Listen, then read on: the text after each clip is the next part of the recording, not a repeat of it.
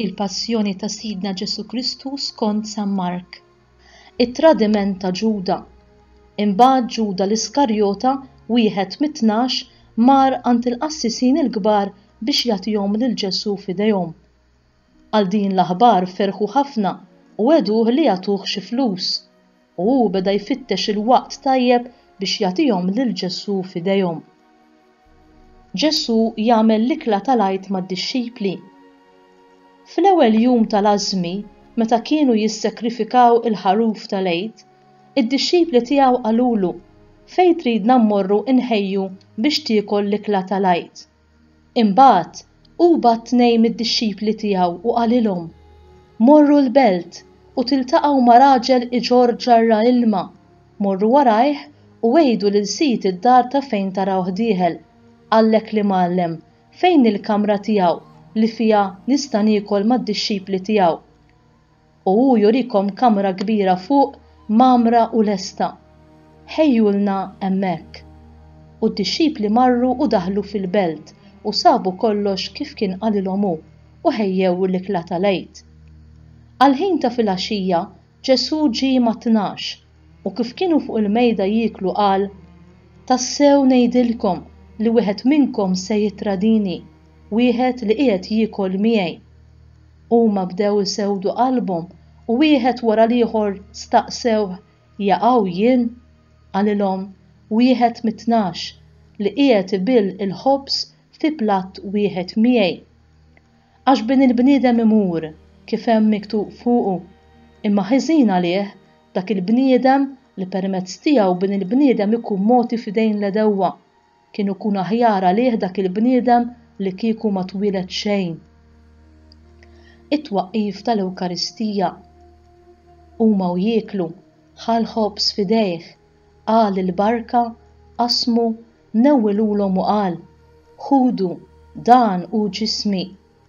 Imbagħad ħal kalċi f'idejh, ratt il-ħajr u newwilulhom, u l-koll xorbu minnu u qalilhom: dan huwa demmi, id-demm tal-patt li jixxerret għal ħafna. Tassew ngħidilkom li ma nixrobx iżjed mill-frott tad-dilja sa dakinhar li nixrob inbit ġdid fis-saltna ta' Alla. Ġesu iħabbar iċ-ċaħda ta' Pietru. Imbagħad kantaw is-salmi u ħarġu lejn il-għolja taż-żebbuġ u Ġesu qalilhom: il-koll se titħawdu għax hu miktub: nidrob ir-raj u n-naċ jitferxu. Imma wara li nqum mill-mewt immur il-Galilija qabilkom. Qallu Pietru: ukoll jekk jitfixkel kulħadd, jien ma nitfixkilx. Qallu Ġesu: tassew ngħidlek li llum dal-lejl stess, qabel ma s-serduq ikun idden darbtej, int tkun ġaġħadni 3 darbiet. Iżda Pietru tenna bil-qawwa kollha: le, ma niġħdekx, anqas jekk ikolli mmut miegħek, u l-oħrajn ukoll kollha qalu l-istess. Ġesu jitloq fil-Ġetsemani. Waslu f'qasam jismu Ġetsemani u qal lid-dixxipli tiegħu: oqgħodu bil-qiegħda hawn sakemm nitlob. U ħa miegħu lil Pietru u l-Ġagbu u l-Ġwanni u bdew jaħkmuh il-biża' u d-dwejjaq.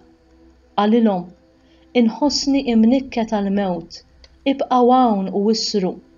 Mexa kemm xejn il quddiem, inxteħed fl-art u talab li jekk jista' jkun titwarrab minnu dik is-siegħa u qal: Abba Missier, kollox jista' jkun għalik, biegħed minni dan il-kalċi, iżda mhux li rrid jien, imma li trid int.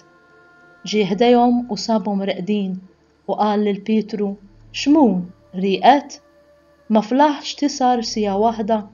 Isru u itolbu biex ma tidħlux fit-tiġrib. L-ispirtu iva irid, imma l-ġisem dgħajjef.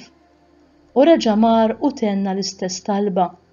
Mill-ġdid ġie u għal darb'oħra sabhom reqdin għax għajnejhom kienu tqal bin-nas u marfux jaqbdu jgħidulu. Ġie għat-tielet darba u qalilhom: torqdu issa u tistrieħu biżżejjed. Is-siegħa waslet, araw li bin il-bniedem se jkun mogħti f'idejn il-midinbin. Qumu, ejjew immorru, ara, dak li se jitradini u fil-qrib. Ġesu tradut u arrestat. Minnu fih, kif kien għadu jitkellem wasal Ġuda, wieħed mit-12, b'ġema' nies miegħu, armati bis-sjuf u l-bsatem, mibgħuta mill-qassisin il-kbar u mill-kittieba u x-xjuħ. Issa, dak li kien se jitradih kien tom sinjal minn qabel u qalilhom dak li mbusu huwa hu, qabduh u morru bih mas-sess tajjeb. Malli mbagħad wasal baqa' sejjer fuqu qallu, Rabbi, u bisu. Huma meddew idejh fuqhom u qabduh, imma wieħed minn dawk ta' madwaru silet is-sejf ta' daqqa bih lill-qaddej tal-qassis il-kbir u qatalu idintu. Ġesu dar fuqhom u qalilhom: Qiskom ħriġtu għal xi ħalliel, armati bis-sjuf u l-bsaten biex taqbdu lili. Jien kuljum kont inkun fostkom fit-tempju nagħallem u ma żammejtunix. Imma dan kollu ġara biex isseħħ l-Iskrittura. Imbagħad id-dixxipli tiegħu kollha telquh u ħarbu. Wieħed żagħżugħ mar warajh imgeżwer bl-iżgħar biss fuq xejn u qabduh, imma hu telqilhom l-iżgħar f'idejhom u ħarab qieri. Ġesu quddiem il-Kunsill tas-Sinedriju. Ħadu lil Ġesu għand il-qassis il-kbir u nġabru l-qassisin il-kbar kollha u xjuħu l-kittieba. Pietru kien baqa' miexi warajh mill-bogħod sa ġol pjazza tal-qassis il-kbir u qgħad bil-qiegħda mal-qaddejja ħdejn in-nar għas-sħana. Il-qassisin il-kbar u s-Sinedriju kollu bdew ifittxu xhieda kontra Ġesu biex jagħtuh il-mewt u ma sabux. Tassew li kien hemm ħafna li xedu bil-qerq kontra tiegħu, imma x-xhieda tagħhom ma kinitx taqbel. Imbagħad qamu xi wħud jagħtu xhieda qarrieqa kontra tiegħu u qalu: Aħna smajnih jgħid, jiena nħodd dan it-tempju mibni bl-idej u fi 3 ijiem nibni ieħor li ma jkunx mibni bl-idej. Imma x-xhieda tagħhom anqas f'dan ma kienet taqbel.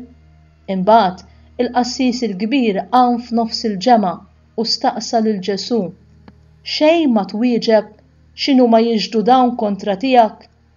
Iżda hu baqa' siket u ma wieġeb xejn.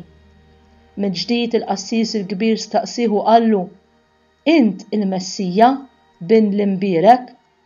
Jiena hu, wieġbu Ġesu. U intom qed taraw lil bin il-bniedem bil-qiegħda in-naħa tal-lemin tal-qawwa u ġej fuq is-sħab tas-sema. Imbagħad il-qassis il-kbir ċarrat lil bies ta' fuq u qal: Xi ħtieġa għandna iżjed ta' xhieda, id-dgħwa smajtuha, x'jidrilkom? U kollha qatawilu li kien ħaqqu l-mewt. Imbagħad xi ħud bdew jobsqulu fuqu, jattulu wiċċu, jagħtuh bil-pon u jgħidulu: Aqta' min? U l-qaddejja bdew jagħtuh bil-ħarta. Pietru jiġħad lil Ġesu. Waqt li Pietru kien isfel il-ġewwa mid-daħla tal-palazz, ġiet waħda qaddejja tal-qassis il-kbir. Kif rat lil Pietru qiegħed tas-sħana, waħlet għajnejha fuqu u qaltlu: Int ukoll kont ma' Ġesu ta' Nażaret? Imma hu ċaħad u qal: Ma nafx, minix nifhem x'intejt. U ħareġ il-barra fid-daħla tal-palazz u s-serdu idden. Il-qaddejja ratu u reġgħet bdiet tgħid lil dawk li kienu hemm dan wieħed minnhom u mill-ġdid ċaħad. Ftit wara dawk li kienu ħdejh reġgħu qalu lil Pietru: Tassew int wieħed minnhom għax int ukoll mill-Galilija. Imbagħad qabad jisħet lilu nnifsu u jaħlef: Jien ma nafux il dan il-bniedem li qegħdin issemmu. Minnu fih is-serduk idden għat-tieni darba. Pietru ftakar fil-kelma li kien qallu Ġesu: Qabel ma s-serduq jidden darbtej, inti ċħadni 3 darbiet. U infex jibki. Ġesu quddiem Pilatu. Filgħodu kmieni il-qassisin il-kbar iltaqgħu malajr max-xjuħ u mal-kittieba u mas-Sinedriju kollu biex jiftehmu bejniethom. Imbagħad rabtu lil Ġesu, ħaduh u tawh f'idejn Pilatu. Pilatu staqsih: Inti s-sultan tal-Lud? U hu wieġeb u qallu: Int qiegħed tgħidu. Il-qassisin il-kbar bdew jaqalgħu ħafna akkużi kontra tiegħu, iżda Pilatu reġa' staqsih, ma twieġeb xejn? Ara kemm akkużi qegħdin iġibu kontra tiegħek. Imma Ġesu ma wieġeb xejn iżjed, hekk li Pilatu baqa' mistaġeb. Ġesu ikkundannat għal mewt. F'nar ta' festa kien jitilqilhom wieħed ħabsi lil dak li kienu jitolbu huma. Issa fil-ħabs kien hemm wieħed jismu Barabba, arrestat flimkien max-xewwiexa li fir-rewwixta kienu qatlu lil xi ħadd. In-nies telgħu u bdew jitolbuh jagħmel kif kien jagħmlilhom dejjem.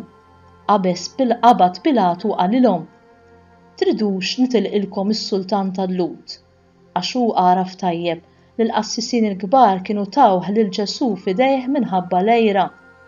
Iżda l-qassissin il-kbar bdew ixewxu n-nies li aħjar jitilqilhom lil Barabba. Pilatu reġa' staqsihom u qalilhom: U x'nagħmel imbagħad b'dak li intom issejħulu is-Sultan tal-Lut? Iżda huma nfexxew jgħidu mill-ġdid: Salbu! Qalilhom Pilatu: Imma x'għamel ħażin? Huma aktar bdew jgħidu: Salbu! Pilatu mbagħad biex joġob lin-nies telqilhom lil Barabba u lil Ġesu wara li tawh is-swat tawulhom biex isalbuh. Is-suldati iżebilħu lil Ġesu.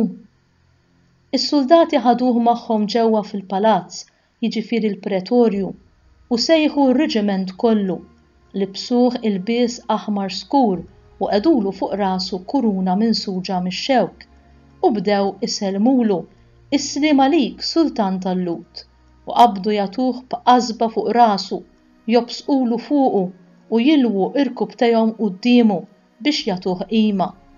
Imbagħad wara li għaddewh biż-żuffjett neżżawlu l-ilbies aħmar u xiddulu ħwejġu. Ġesu imsallab u ħaduh il-barra biex isalbuh. Kien għaddej wieħed xmum minn Ċereni missier Xandru u Rufu ġej lura mir-Raba u ġalluh jerfalu s-salib. Wassluh f'post jismu Golgota li jfisser post il-qurrija u tawh jixrob imbit imħallat bil-mirra, imma hu ma rridx jieħu minnu. Imbagħad salbuh u qasmu ħwejġu bejniethom billi tellawhom bix-xorti ħalli kull wieħed jieħu li jmissu. Kienet it-tielet siegħa x'insalbuh.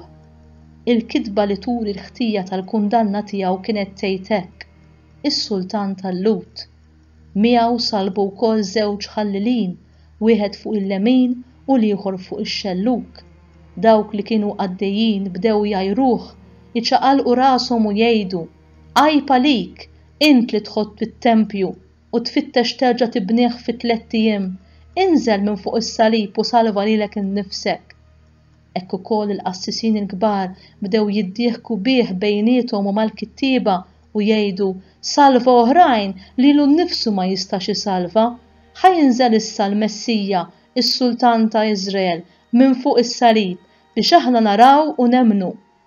U dawk li kienu msalbin miegħu bdew maqdruh huma wkoll. Il-mewt ta' Ġesu. X'insaret is-6 siegħa waqgħet dalma kbira fuq il-pajjiż kollu sad-9 siegħa. U fid-9 siegħa Ġesu għajjad bleħen qawwi: Eli, Eli, lama sabaktani, li jfisser: Alla tiegħi, għaliex tlaqtni. Xi ħud minn dawk li kienu hemm kif semgħuh qalu: Ara, qiegħed isejjaħ lil Elija. U mar wieħed jiġri xappab sponża b'imbit qares u ħala f'tarb ta' qasba u taħ jixrob filwaqt li qal: Stennew ħanaraw jiġix Elija jniżlu. Imma Ġesu għajjad qajta kbira u rat ruħu. U l-purtiera tas-santwarju iċċartet fit-2 minn fuq s'isfel. Iċ-ċenturjun li kien wieqaf biswietu meta rah jgħajjad u jmut hekk qal: Dan il-bniedem kien tassew binalla. Kien hemm ukoll xi nisa jħarsu mill-bogħod, fosthom Marija ta' Magdala, Marija om Ġagbu iż-Żgħir u Ġosè u Salomi. Dawn meta Ġesu kien fil-Galilija kienu jmorru miegħu jaqduh u kien hemm ukoll bosta oħrajn li kienu telgħu Ġerusalemm miegħu.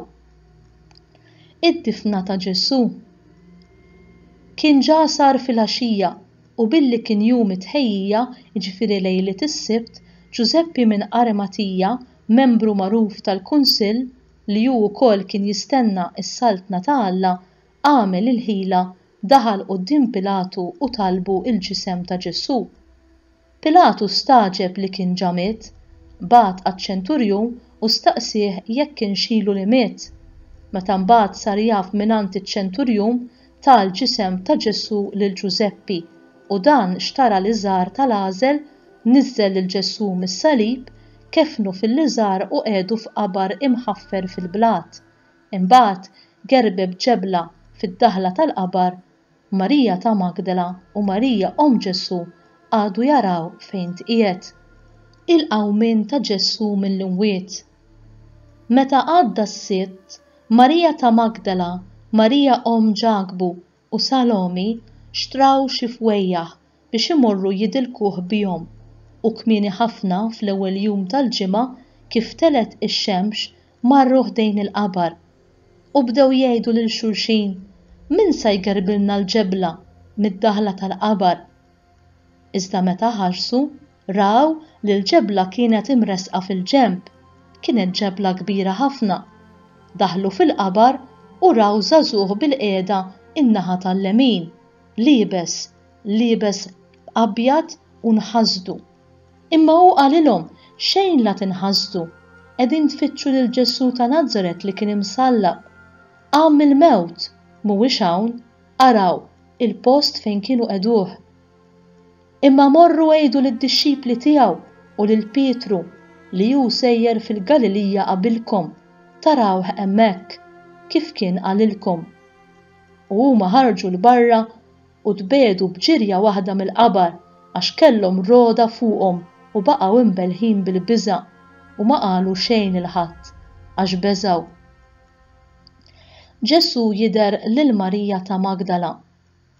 Wara li qam mill-mewt filgħodu kmieni, fl-ewwel jum tal-ġimgħa, Ġesu der l-ewwel lil Marija ta' Magdala li minnha kien keċċa 7 xjaten.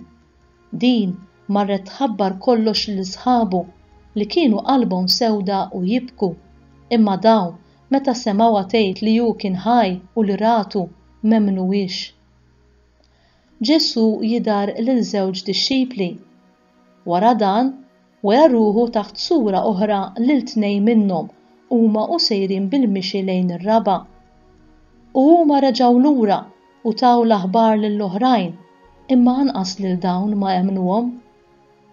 Ġesu jagħti il-missjoni lill-Apostli. Fl-aħħar wera ruħu lil-11 stess waqt li kienu fuq il-mejda u ċanfarhom tal-li kienu nieqsa mill-fidi u hekk rashom ħibsa li ma emnux lil dawk li kienu rawh wara li qam mill-mewt. U qalilhom: morru fid-dinja kollha, xandru l-Evanġelju lil ħolqien kollu, min jemmen u jitammet isalva, iżda min ma jemminx ikun ikkundannat. U dawn huma s-sinjali li jsieħbu lil dawk li jemmnu. Fismi jkeċċu xjaten, jitkellmu bilsna ġodda, jaqbdu s-srib b'idejhom u jekk jixorbu xi xorb li jġib il-mewt ma jagħmlilhomx ħsara, iqiegħdu jdejhom fuq il-morda u dawn ifiequ. It-tluħ ta' Ġesu fis-sema. U hekk il-mulej Ġesu wara li kellimhom kien imtella fis-sema u qagħad in-naħa tal-lemin ta' Alla. Huma mbagħad marru jippritkaw kullimkien. Il-mulej kien jaħdem magħhom u jwettaq il-kelma bil-mirakli li kienu jsiru magħha.